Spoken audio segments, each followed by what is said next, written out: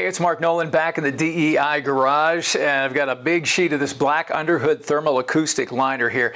You know, engine heat and noise often is a problem with today's modified vehicles packed with all that high performance stuff under the hood there. But the use of black underhood thermal acoustic lining can help solve this issue. It's designed primarily for the engine compartment, but really works great for generator boxes, doghouse engine covers, and more.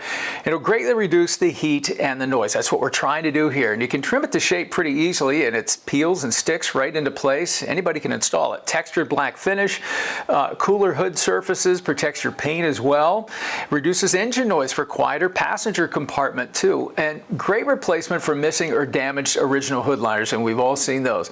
This measures 32 by 59 inches. Again, it's the black underhood thermal acoustic liner, and you can get it at designengineering.com.